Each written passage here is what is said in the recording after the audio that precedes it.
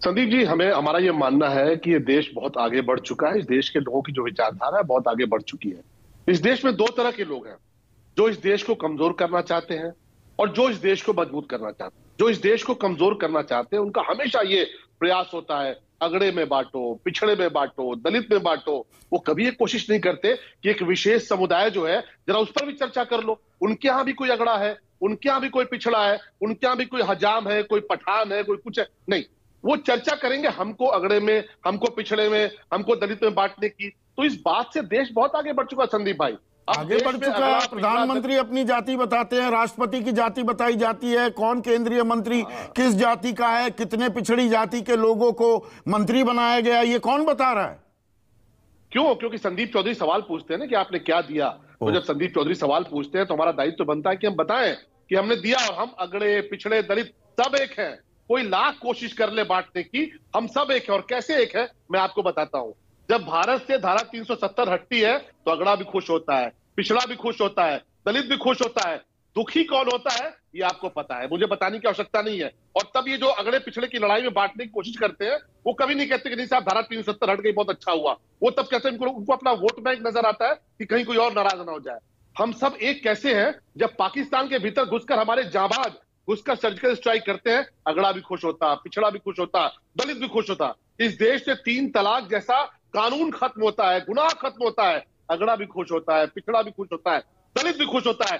दुखी कौन होता है? और उस वोट बैंक की बात तो आप ये कहना चाह रहे हैं, एक मिनट शलभ, कि सेंट्रल यूनिवर्सिटीज 40 सेंट्रल यूनिवर्सिटी हैं, पिछड़ों का एक भी प्रोफेसर ना हो, एक भी पिछड़ा प्रोफेसर ना हो, एक भी पिछड़े वर्ग का एसोसिएट प्रोफेसर ना हो, 97% नौकरियां और दाखिले 25 पिछड़ी जातियां कब्जा कर ले जाएं तो पिछड़ा खुश होता है, आप ये कह रहे हैं? देखिए, 25 पिछड़ी जातियां कब्जा कर ले जाएं जो आप कह रहे हैं, इस पर मैं इतना कहूंगा कि देखिए हम सबकी कोशिश होनी चाहिए। संदीप चौधरी की, शलभ मणि त्रिपाठी की, माननीय ओम प्रकाश राजभर जी की, माननीय राजीव जी की, कि सबको भागीदारी मिले। लेकिन जरा सोचिए, सबकी कोशिश होनी चाहिए ना शलभ। थोड़ा मैं बीच में जल्दी इंटरवीन कर रहा हूं, एक सेकंड मुझे बोलने दीजिए, एक सेकंड। पूरा अभी आप ही के साथ हूं, कोई यहां पर तो हम कोई क्रॉस टॉक तो कराते ही नहीं है। आपने कहा जो शब्द इस्तेमाल किया वहां पर रोकना जरूरी हो जाता है। आप कह रहे थे पिछड़ा वर्ग कि जी 25%, अभी ये देखने की जरूरत है, वो देखने की जरूरत है। इस पिछड़े वर्ग को लेकर जातीय जनगणना जरूरी नहीं है क्या? जिसकी दुहाई 2018 में गृह मंत्री थे जब राजनाथ सिंह, उन्होंने कहा जातीय जनगणना होगी। 2011 में उपनेता प्रतिपक्ष लोकसभा में गोपीनाथ मुंडे थे कि नहीं कराया गया, जातिगत जनगणना नहीं कराई गई तो अन्याय जारी रहेगा पिछड़े वर्ग पर। तो ये 25% लोग सब मलाई काट रहे हैं, इसका पता लगाने के लिए जातीय जनगणना तो जरूरी है, तो आप उसके खिलाफ क्यों हैं? नहीं, देखिए हम किसी चीज के खिलाफ और पक्ष में नहीं है। मुझे मेरी बात कंप्लीट करने दी। आप जो कह रहे हैं कि पिछड़ों में कुछ खास लोग पिछड़ों का हक मार ले गए, कैसे मार ले गए इस पर भी चर्चा कर लीजिए ना।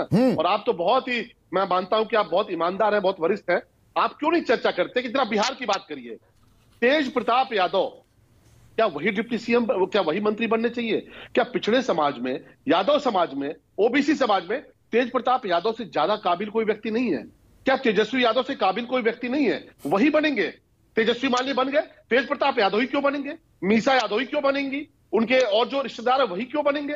तो ये तो उनको बात करनी चाहिए। और संदीप चौधरी को आंख में आंख डालकर उनसे पूछना चाहिए कि भैया ये पूरी खानदान अपनी पूरी फहरिस्त क्यों भर देते हो? बांटो ना, बांटो, और लोगों को भी दो।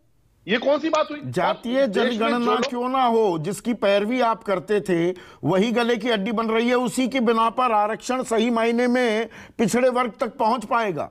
यही तो सवाल पूछा जा रहा है। संदीप भाई, जो भी करना पड़े, जो भी अच्छा हो सके, जिससे सबको भागीदारी मिलनी चाहिए, होना चाहिए। आज इस देश में जो देश का नेतृत्व कर रही है कौन है? द्रौपदी मुर्मू जी इस देश की राष्ट्रपति हैं।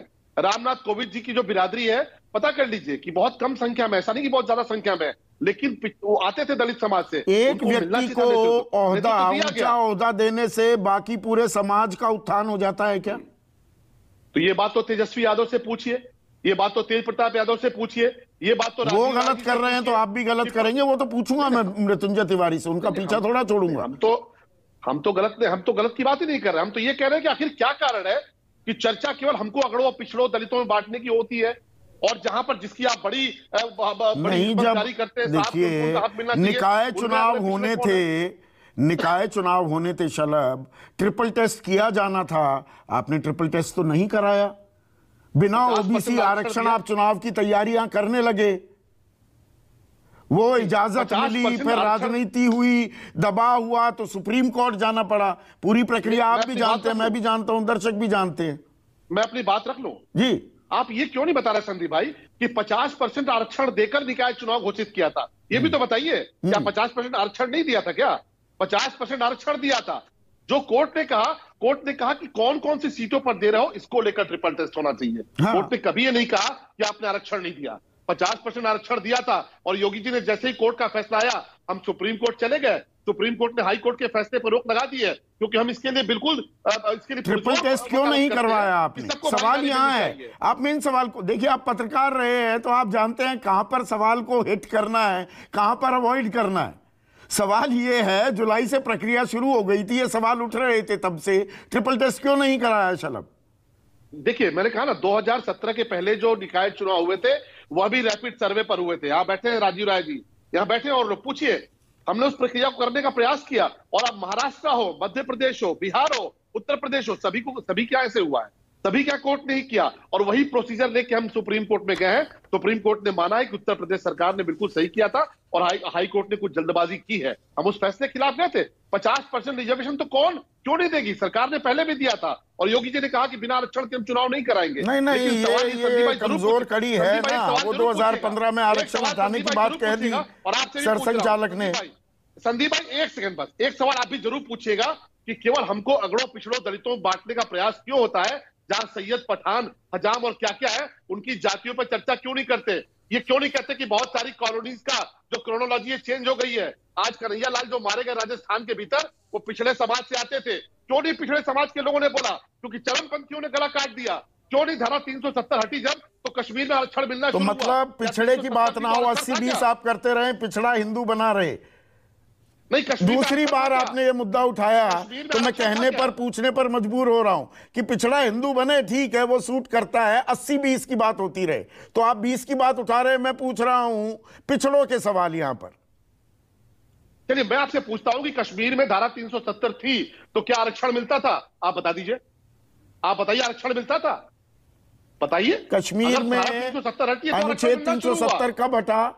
5 अगस्त 2019। अच्छा, ये तो बताइए ना, अब तो 2023 आने को हुआ, वहां चुनाव नहीं हो पा रहे, वहां पर कश्मीरी पंडितों का पलायन जारी है, वहां कितना निवेश हो गया और वहां पर कितनी नौकरियां सृजित हो गई, बता दीजिए ना प्लीज। मैं थोड़ा अज्ञानी हूं ना, आंकड़े मिल नहीं पाए, मैंने खोजे।